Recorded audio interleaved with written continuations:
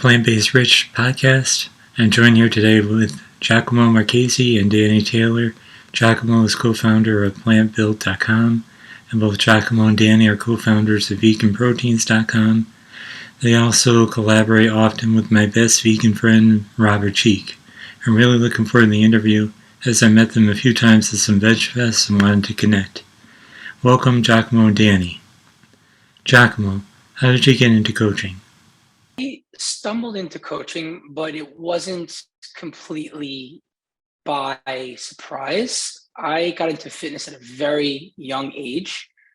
I wanted to play sports. I made a tennis team, and we were the most jacked college tennis team after high school, I must admit. And we lifted a lot in high school also. But to make a long story short, after college, I decided to pursue my passion. And so I started personal training, even though I had a finance degree. And after that, when I got into what we do today, activism and veganism, after doing Plant Built and watching Dani get some of the competitors to the stage safely and looking their best, I decided to join forces with her and do coaching, which is much different than personal training. Can you tell us about some of the differences between coaching and personal training? Simply put, coaching is more of an art. Personal training, in my opinion, is more of making sure that someone's moving safely, moving well, that they're staying motivated. It's the type of thing where you go to a gym, a big commercial gym, and you sign up for a session. That's personal training. Right. Coaching, it's an intake where you're discovering what that person's lifestyle is, you're building habit, routine, you're assessing all kinds of things and getting them to goals and creating goals with them. Yeah, it's more all-encompassing, I guess is the best way to put it. Giacomo, when did you start lifting? I started lifting when I was 15. Now, were you vegan at the time? I didn't even know that the word vegan existed. When you transitioned to a vegan bodybuilder, did you run into some backlash? When I got into vegan bodybuilding, I searched for social support online, and in person, it was more of a thing where it was so mysterious that it was hard for people to even judge. They were just kind of like, all right, whatever, you're lifting and clearly your lifts are not hurting, so more power to you. And that was kind of the general sense back in 2004, 2005, 2006. And eventually things got more connected, and hence the opportunity for backlash and all that. Dani, I understand you once weighed 210 pounds. How tall are you? Yeah, I'm 5'7", so I'm not short, but I'm not really tall either. Right. But yeah, I grew up just in an overweight family, I guess. And I was no different. I was just kind of following the path that everybody in my family seemed to mostly be following. So I just thought, it was just genetic. We've heard forever, a lot of things are in your genes, it's out of your control, don't worry about it. And I didn't worry about it. I wasn't worried about it. I just thought that was the way it was going to be. Right. I went vegetarian really, really young. Like before I was 10 years old, I stopped eating meat. Wow. But I did keep eating dairy and eggs for a long time. Like Giacomo, I had no idea what vegan even was. But when I was 16, I was writing a research paper for an English class about vegetarianism. And I just stumbled across the connections between the dairy and egg industry and the meat industry. I wanted nothing to do with it. So I just went vegan. I just gave up dairy and eggs overnight, basically, without knowing anything about nutrition at all. But I did start to lose weight, even eating a very poor vegan diet, and a light bulb went off. Oh my gosh, I have more control over this than I thought I did. And the rest is kind of history. It's very impressive that you transitioned at such a young age. I always wanted to start sooner. I know Robert Cheeke started when he was 15. I still wish I did it sooner. If I could have avoided obesity in the first place, that would have been great. So what got you into bodybuilding? So once I realized I had more control over my body than I thought, I started eating better. I started going to the gym, but I was just doing cardio. The machines, you get on them, you go. It's very simple. Right. But I could see the weight room floor from where I was every day. And I could see these strong, fit women. And I was I want to learn how to do that. So I hired a trainer, and she taught me how to lift. But she could not help me with if you're not willing to eat eggs, or if you're not willing to consume dairy products, the buck stops here for you, kid. And that's where I said, no, like, I don't accept that. I'm not going to do that. And that's when I took to the internet, found Robert's website, veganbodybuilding.com, found the whole community there, including Giacomo. And yeah, that was in 2008. And now all three of us have been like inseparable ever since. As a vegan, I heard the same thing from trainers. My trainer wanted me to have whey protein. I just thought there had to be a better way. That's what my gut said. There had to be, I'm very stubborn. If somebody tells me I can't do something, I want to figure out how to do it. Spite was a big motivator, I would say. Tell us about the figure competitions you won.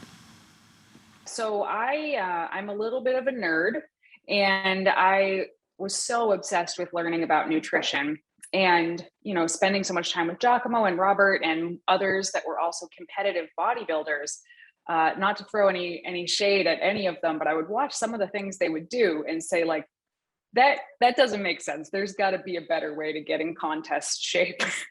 So I studied and studied and studied and learned these new tactics and like tested them out on some of our friends. So I actually started coaching competitive bodybuilders before I was a competitive bodybuilder, because I knew how to get other people. Like, I knew the formula to get other people into shape, but because I had a history of, being the big kid, I just did not think that being a competitive bodybuilder was ever going to be in the cards for me. And it took a couple of years for me to muster up the courage to do it, and then was, fairly successful at it. And I love it now. Can you tell us more about veganprotein.com? Yeah, I could chime in here. Robert and I and another vegan at the time decided to do a documentary. And as a fundraiser for the documentary, we put up the site, veganproteins.com. There was no online website that was selling vegan protein powder only. And we're like, let's do this. And we stuck with it. And it became a supplement store. But then we decided that there was no longer a need for it. You could find vegan protein powder everywhere. So over many years, this was many years. Yeah, I'm giving you this over a period of like, say, 10, almost 10 years. But at that point, we had already transitioned into doing coaching. And now we do coaching full-time with vegan proteins. Mm-hmm. What advice do you have for beginning vegan bodybuilders? I think one of the most important piece to any goal is consistency, maintaining consistency, and starting with small incremental steps. I know that I said, like, I went vegan overnight when I was 16, but in the past 20 years since I've been vegan, I've realized that is not the path that works out best for everybody. Most people are a lot more successful taking incremental steps towards a plant-based diet. So what I've found to be really successful for a lot of people is to just pick one food category and swap it for a vegan version of that. Yeah. So a really easy swap is like dairy product, like milk, like buying a gallon of cow's milk. Now it's as simple as going, I'll just get this almond milk instead. Yeah. 20 years ago, there weren't as many options. Now half the dairy case is non-dairy. So, just starting there, it's amazing. Yeah. Starting there, and then maybe the next easiest thing for you, I don't know, maybe it's beef, and you swap out something for a vegan version of beef, and just getting used to that and seeing, like, even though these are not the healthiest, least processed foods, you're probably still going to feel significantly better. And that in and of itself is so motivating that you want to keep going. Definitely. So that would be my first tip for somebody thinking about going vegan. How many calories do you need to build muscle? I think the answer right from the start when you said increase your calories, more. You have to eat more. The question is finding out how much, rather than some formula that says this is how many calories to eat. There are formulas out there to help you with your baseline, like the Harris-Benedict formula that can break it down. But the easiest thing to do is to find out how much you're eating right now. Be honest with yourself and write a food journal for 3 days. Then put it into a food tracker like MyFitnessPal or whatever. And once you figure out how much you're eating, I recommend increasing your calories by anywhere from 2 to upwards of 400 to 500 calories a day. Because to guess and say, oh, a typical male needs 2,500 calories, a typical female needs 1,800 calories, those are arbitrary numbers. There are some petite males and really strong females that, a petite male will need a lot of calories and a really strong female will need few calories. So there are all kinds of variables out there. The best thing to do is learn about your metabolism by keeping a food journal, finding out how much you're eating right now, and then eating more than that, about 200 to 500 more calories. Yeah, that is the answer. Keeping track of what you're doing and then increasing it a little bit from there. Because like Giacomo said, I have female clients who eat 4,000 calories a day and are pretty lean and maintain that. And it blows my mind. Yeah. I can't do that. And that's the thing, is that every person's body is so different that the best way to know is just to keep track of yourself. It also depends on how active they are, how much cardio they do. Totally. Or if you have a desk job and you're just sitting at a desk all day, that you're going to be very different than somebody who's out doing like lumberjack work. They're going to eat a lot more. How long before someone sees results?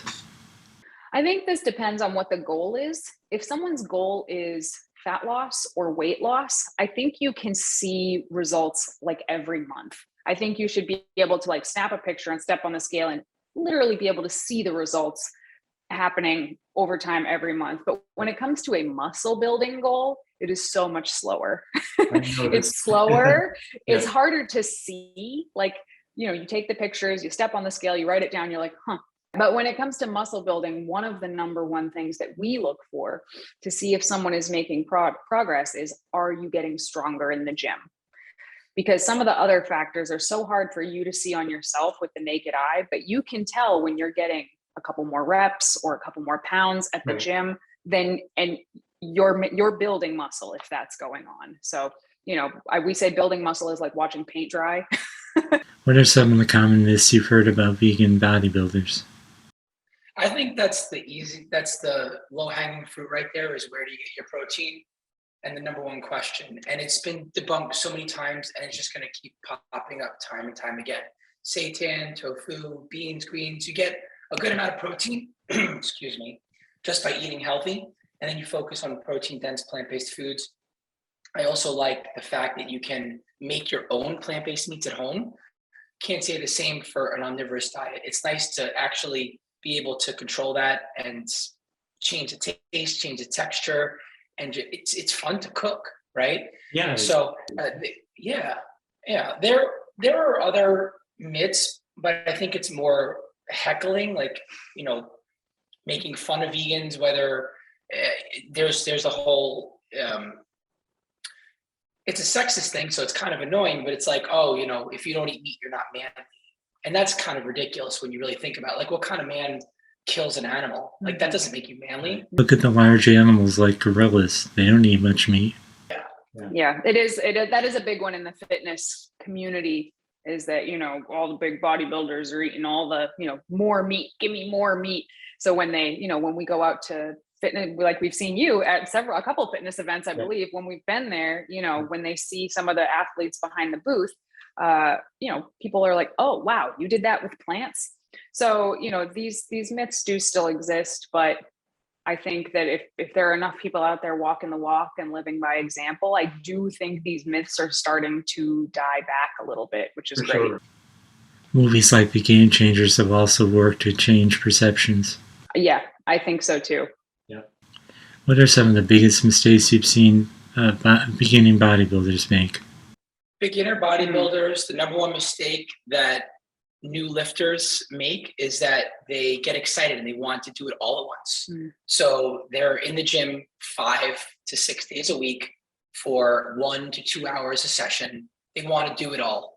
And even if they don't burn out, they just don't get the right kinds of results because they're not giving their body a chance to recover. You recover, and that's when you grow muscle. You don't grow muscle while you're training. That's not to say to not train, but make sure that it's something that you can recover from and that's also good for your lifestyle, right? And also start small and then take incremental steps. So honestly, 3 days a week, 30 to 45 minutes is more than enough. To start, yeah. And you can always work your way up to 4 to 5 days a week of anywhere from 60, 75 minutes tops. Any more than that, and I don't care what your goal is, you're probably going to be overdoing it at some point soon. Yeah, I think that's a good first mistake that I would say people make. Another one that I see a lot of people who get into like weightlifting and that side of fitness, not sometimes bodybuilding, but sometimes it's just like they want to look better. They spend too much time dieting. That is a huge one. People get into it, and the first thing they do is they say, I want to get shredded, get me shredded. Or a lot of people say, I want to see what's underneath here. And like the truth is, there's nothing there yet. You have to take the time to eat enough and build the muscle first, and then diet. We actually have like a kind of unwritten rule. Like you earn 1 month of dieting for every 4 months of not dieting. Not to say you should not diet for 4 months and then diet for a month, but like if you stayed in a maintenance or a building phase for a whole year, then 12 weeks of dieting isn't going to hurt you. It could even help you. But people who we meet people all the time who are dieting for 60% of their life and wondering why they're not getting the results that they want. When I lost weight, it was because of health. I think you have to find your why to lose weight. Otherwise, weight loss won't work. Yeah, you have to have a really good reason why, because it's hard. I mean, you've lost over 150 pounds.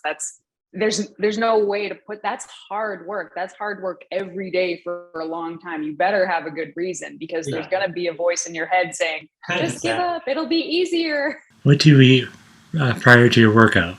Do you need to eat something within 20 minutes of completing your workout? If I was reading a muscle magazine from 1998, I'd probably be panicking and have me shake right after the very last rep of my workout and make sure that I immediately shovel down. It used to be, and this isn't making fun of anybody. This is what the science up till that point said, was you had an anabolic window. The old science said that you had a 30-minute anabolic window. And the more recent science indicates that your anabolic levels sort of peak right after your workout, and then they sort of peter out for the next several hours. So we usually eat like within 90 minutes of training, I would say. Roughly, Sometimes it's closer to an hour because we just come home from the gym and eat, but we don't stress about it like we did 10 years ago. What are some of your favorite go-to meals? Pre-workout, for me, it's tried and true. Oats and fruit. And I like a protein shake on the side because it's convenient. But if I have the time, maybe I'll make up a tofu scramble before I train, for example. And then post-workout, I like to get in a nice, balanced, healthy meal.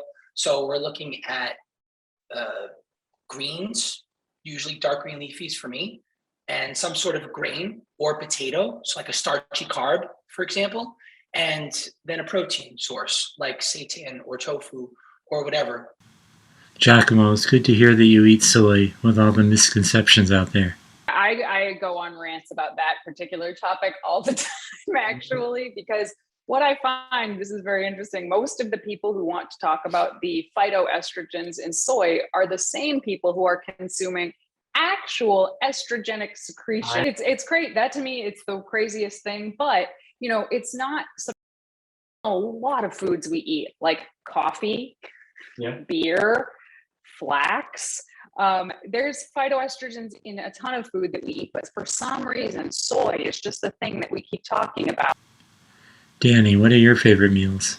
I eat a lot of the same foods because we live together, but my meals are constantly changing. Right now, I'm doing like cereal with blueberries and soy milk with that, and sometimes a protein shake on the side, sometimes not. Recently, I was doing the just egg, and I've been doing like a scramble with veggies in that and some toast before training. So that changes a lot. But now that it's getting cold here in New England, I've been coming home from the gym and having like a big bowl of lentil soup. Like that's been my post-workout this week. Big old bowl of lentil soup with some other veggies in it. And he made some kamut yesterday, and I put some of that in there, and it was so good. Giacomo, tell me more about plantbuilt.com. Sure. We started a while back, and a bunch of vegan bodybuilders got together and were like, hey, let's compete together in person at a sports festival. And as we prepared for it, we noticed that there were other sports that we can get involved in. So we contacted our buddies and we're like, hey, you're a CrossFitter. Hey, you're an Olympic lifter. Start other teams. And we did. So we had multiple teams going at the same time, 5 different sports, and we competed year after year together at a giant sports festival. And we made up like 10% of the competition and took home a high percentage of the trophies. And it made a lot of waves. We did it like, I want to say at least 3 years. 4 years. 4 years. Mm-hmm. And then it was dormant for a while because it was a passion project and it grew too fast. Yeah. Fast forward to this year where we decided to check out a new sports festival. Well, one that's been around for a long time, but is revitalized right now for the past few years. Mr. America, older than the Olympia, older than the Arnold Classic, and they're doing natural bodybuilding and they're doing multiple sports. So we decided, why don't we get the team back together and why don't we find some fresh blood and new vegan athletes that haven't competed together with Plant Built before and get it done.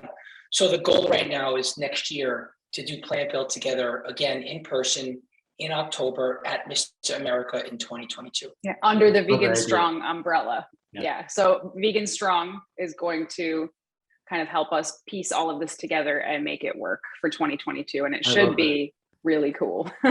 How did you meet Robert Cheeke? They have a different story, but we all met the same weekend, which is kind of funny. Robert was hosting a vegan bodybuilding meetup in Portland, Oregon in 2008. It was called Vegan Vacation. And it was just, he was inviting people from his forum, which he had thousands of members in his forum, to come out, and we're going to stay at his house and do all of these activities. And, you know, I lived in this tiny town in Massachusetts. I didn't know any vegans, let alone vegan weightlifters. Giacomo lived in Brooklyn, and individually we decided we were going to go. And Giacomo and I ended up meeting up in Brooklyn and flying out there together. And that's where we met Robert and so many other people that, you know, 14 years later or whatever it is, we're all still really good friends. It was like this crazy week that changed everybody's life. Yep. So to say Robert was an influence in our life would be a huge understatement. Like, we wouldn't even know each other if it wasn't for Robert, let alone everything else that we do never would have happened if Robert didn't have the silly vegan bodybuilding website back in 2008. So yeah, he's like family to us. Robert Cheeke's website had a huge impact on my life too. It's how I became 100% vegan. Yeah, it's crazy when you really think about the ripple effect that Robert has had. It's really, really wild. Tell us some success stories you've had as coaches. Where do I begin? There are so many different stories. Each person that we work with is an individual, and we learn something new. We try a different approach. So we stick to formulas that work, but circumstances are different. We've brought many competitors to the stage for the first time, and they wind up becoming veterans. They go competition season after season, which unfortunately is not the norm when it comes to the fitness industry. It's getting better, but the fitness industry, and this is a little side rant, but it's important for context, there are athletes who make it and then they just mirror what they do with their clients. And they don't focus on the client's mental health, and the programs don't necessarily work for the clients. And so they get burnt out, or they're misinformed and they think they can keep doing it. You know, they're watching other competitors live and die for the sport, whether they're doing it in an enhanced way or whether they are deciding to chase a trophy or whatever. So we focus on mental health and balance while still chasing extreme goals. And I think that's kind of our shtick with vegan building. But we work with anyone. So there are people that come to us that are just tired. They're tired and they want to change their life. And they don't know how to do it. And they come across our information. They're like, I wasn't even vegetarian, but I'll go vegan to work with you. And I'm like, cool, let's do that. Right. And sometimes it doesn't work. A lot of times it does. And that's pretty neat, especially when they see their health markers improving. So, and then of course, everything in between, right? All kinds of athletes. There's a lot of different success stories we found working with clients over the years. Right. I imagine it must feel rewarding. It is so rewarding. It's the most rewarding job. You know, some people just want to be able to play with their grandkids and have lots of energy to do it. And then other people want to win world championships. So, you know, it's all, and everybody has a different starting place. Some people have been athletes their whole life. They're going to have a slightly easier journey than somebody who has been unhealthy for most of their life. So that's the really fun thing about what we get to do, is to meet people where they're at and help them move forward no matter what. Do people approach you just about losing weight? Yeah, lots of people do. I would say probably like 75% of the people that come to us initially, their initial goal is to lose weight or to lose body fat. Like, there's no question weight loss is a more important goal to most people than just improving athleticism or building muscle. And that's fine, because everybody has different goals. But yeah, that's definitely the biggest one, is weight loss. What are your thoughts on body fat percentage and getting it down to a certain body fat percentage point? People enjoy getting into an athletic body fat range.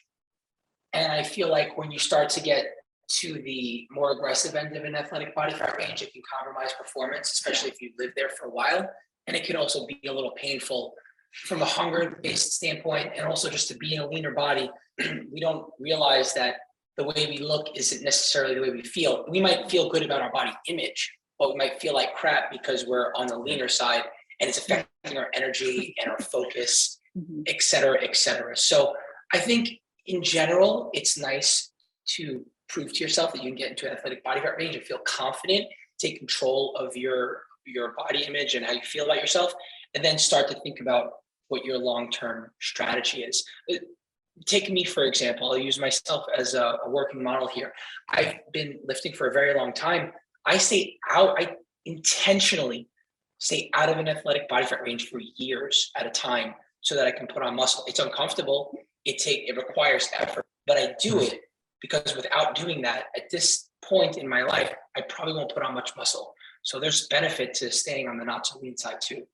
Right. Yeah, I think that chasing like a body fat percentage goal, like I think it's better than chasing a weight goal, right? For a lot of people, because you can lose muscle and lose weight, and that's not good. Right. But I think some people get really fixated on a body fat percentage number. The fact is, you almost never are going to really, really, really know what your body fat percentage number is anyway.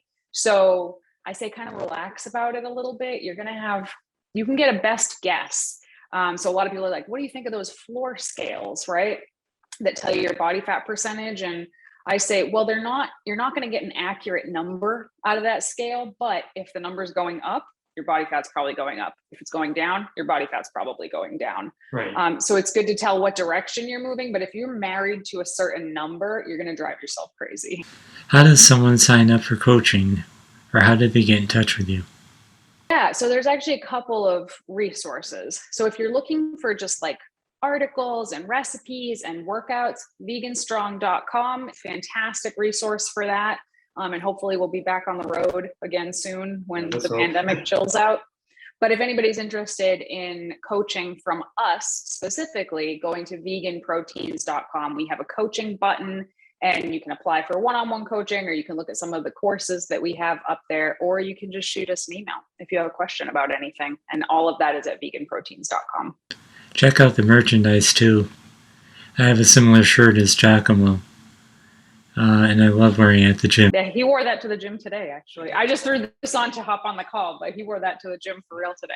I also have a similar jacket as the one Dani is wearing. Oh, I love that. I love the hoodie so much. The big plants have all the protein. Any upcoming events in 2022?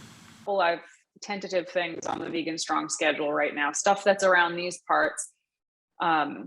I think the Worcester Veg Fest. So I don't know if you come up for the Worcester Veg Fest from Connecticut, but it's a fun one. I don't know when. I can't remember when it's happening in 2022, but hopefully it does. You'll have to encourage Robert to come out for that one too. Yeah, he's come out for it a couple times, yeah. But we haven't seen. Well, he came out here in April of. Was it April? I don't remember when it was. I think it was April of last year, because we had to film something for a Fox segment, but we haven't seen him since then, which is crazy because we usually see him like every month, but the pandemic really put a stop to that. One last question. How did you both get your workouts in during the pandemic? We lucked out because we're coaches. We had a garage gym we were living at with all of the equipment. And I mean all of the equipment. We felt really spoiled to have that during the pandemic. Yeah, and I will selfishly say I enjoyed every second of it. We talked about selling some of the pieces, like, oh man, we could sell these dumbbells for like $1 million right now because nobody has it. In my marriage, I was like, I told you so, Dave. She's always like, we have too much stuff. I'm like, do we have too much stuff? Yeah. Now? Are you able to? Yeah, because we have like 2 gym memberships, and then we just kept building this home gym. And I was like, this is so silly. We don't need all this stuff. We go to the gym, and then all the gyms shut down. And I was like, all right, you were right. You were right. Yeah, it was hard for our clients though, because most of our clients did not have a home gym. Some of them, you know, were in LA in 500 square foot apartments with no gyms, and they couldn't leave. So coming up with workouts for them and trying to help keep everybody sane and positive, because I feel like everybody's morale took a big hit. Did you use resistance bands too? Yeah, that was the number one thing that we recommended for people was a good set of resistance band and a pull-up bar, so that you could hook the band around it. So if you had those 2 things, then we could make it work. I think resistance bands helped me as I didn't want to lose muscle during that period. Right. There were some people who just, you know, and I don't blame them at all. They were just like, this is all too much for me. I can't even think about training right now. I need to take a break. It's like, okay. But most of the people who just, you know, stopped for whatever reason, you know, they fell behind. They moved in the wrong direction by the time it was over. Whereas the people that were still training, even if it wasn't perfect, even if it wasn't ideal, they mostly came out as good or better than they were. So, you know, it's all about, you just got to keep going, even when it's exhausting. Tell me about your building and cutting phases. I think for the typical athlete whose goal is to not compete, then I think cutting maybe once a year at most would be the best way to go about it. For like what? For like 12 weeks or so? 3 months? Yeah. But to not put a time frame on it, because some people ease their way into things. And if you're like, oh, do this in 12 weeks, it takes you 18, you might get down on yourself or quit. Take the time to do it. And when you get there, you get there. We like to manage diet stress during those cutting phases also with diet breaks, where we just keep the client in a calorie deficit, but we don't try to keep their calories super low, so they come out of the other side better with more muscle, feeling good, and their life is still in a decent place. But yeah, I would say once a year. But we do it differently personally, just because our goal, it's not like, oh, I want to look good for the beach or whatever. It's like, I want to look crazy for the stage for 1 week, you know? So we will build for, you know, 2 years and then cut for like 8 months or something. And that can be hard. Like Giacomo said, it's hard to be bigger than you want to be. You know, we all like to feel lean, and we all like to feel like we look good. So it's tough to, you know, deliberately gain weight. But that's how every time every competition season, when you decide to compete, you want to look better every time. You don't want to look the same every time. And that requires like a lot of dedication to the building phase. Oh, for sure. And every time you're building, you wish you were cutting. And every time you're cutting, you wish you were building. Plus, it takes a lot of discipline. Yeah, it does. Giacomo's cutting right now, actually. And watching it, I'm like, oh, I'm not ready. Thanks so much, Giacomo and Dani. I really enjoyed it. I look forward to seeing you at future Veg Fests and other events that might happen this coming year. Hopefully we'll see Robert there too. But again, thanks. This was a lot of fun. I enjoyed it too.